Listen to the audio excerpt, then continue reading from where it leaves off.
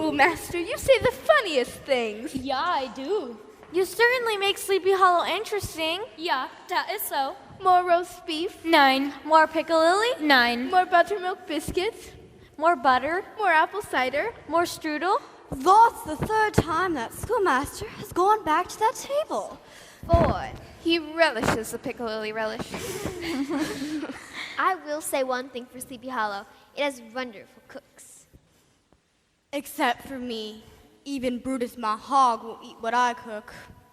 I never learned to cook. I can't even turn an egg. Ow! What's wrong? I jabbed myself with a sewing needle. Bad luck for sure. That's what happened in Sleepy Hollow when a sewing needle goes wrong. Nonsense. Finger in your mouth and the bad luck goes away. Wait until you hear the new schoolmaster imitate Farmer Stuyvesant. He's so clever. Show them, Schoolmaster. No, someone might misunderstand. Especially Farmer Stuyvesant. He can be quite grumpy. Quite grouchy. Quite ill-tempered. I was merely passing the time in a jovial fashion. I meant no harm. Of course you didn't. You never would. You never could. Ichabod Crane is courtesy itself. That is so. Have you had enough to eat, Schoolmaster? I couldn't eat anything more. It's plain you couldn't eat anything less. Surely there's something more you relish. Well, Schoolmaster, are we done with the ancient Greeks and Romans? You made them come alive, Ichabod. You're such a good storyteller.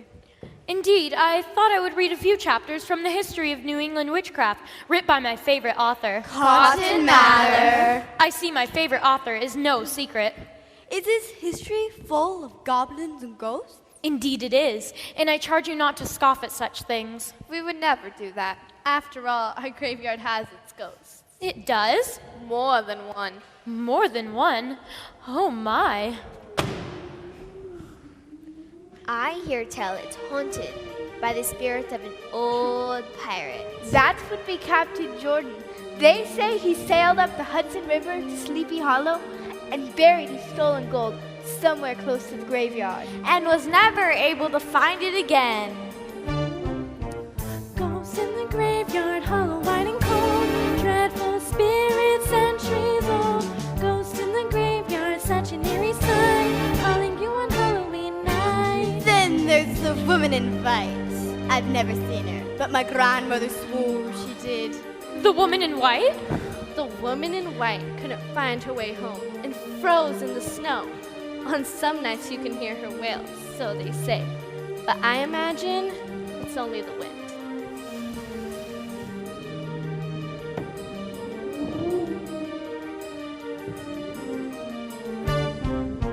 Ghosts in the graveyard, rising from the dead. One by one they softly tread.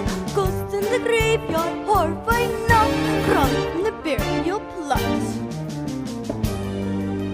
When I walk by that graveyard, I get the shivers. Even in the daytime, it's so dark and gloomy. You have to walk that way to get to my house. I wouldn't visit you at night. Don't be silly, Aunt. No, it's true. The place frightens me.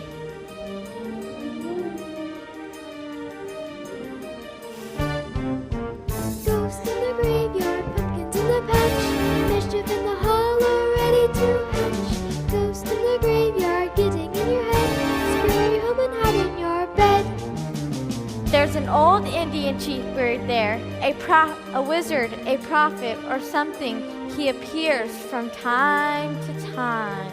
You make it sound as if there's nothing in the graveyard but restless spirits. I must say, 1 or 2 ghosts in a small town is acceptable, but a whole army is quite another matter. I'm sure Cotton Mather would agree.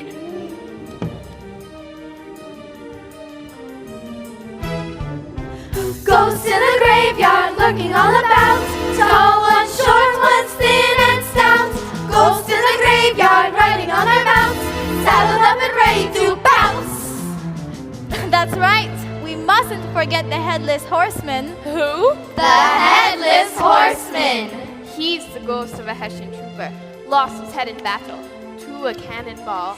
He comes from his grave and rides hither and yon, whenever he feels like it, searching and searching.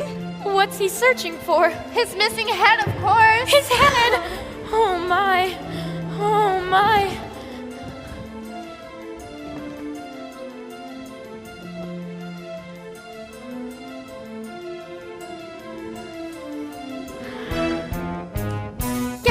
galloping over the land. Mighty soldier, sword in hand, Demon spirits from the dead, Searching, searching for his head. Galloping, galloping through the dell. Those who see will live to tell. Chop, chop, the heads will roll. The headless horseman takes his toll. Old Farmer Brower met the horseman one night, and he had to get up behind him, and they galloped, galloped, galloped over hill and swamp. Until they reached Covered Bridge, where the headless horseman suddenly turned into a skeleton. A skeleton? and he threw old Brower into the brook and sprang over the treetops with a clap of thunder.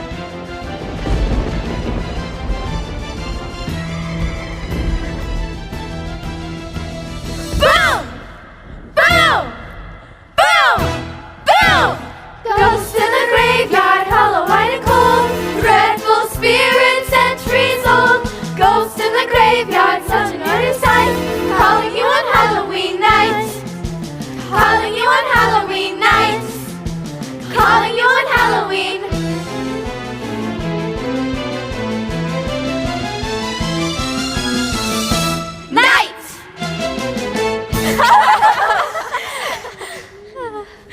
Goodness. I love telling ghost stories. So do I. Are you all right, Ichabod? You look quite green. Yes, I must get my rest. After all, the schoolmaster does need to sleep. I thought for a moment you were scared of our local ghost stories. Ichabod Crane, scared of a ghost story? Never. I thank you for a charming evening, ladies. Let me fix a plate. You can take it with you. No, I best be on my way.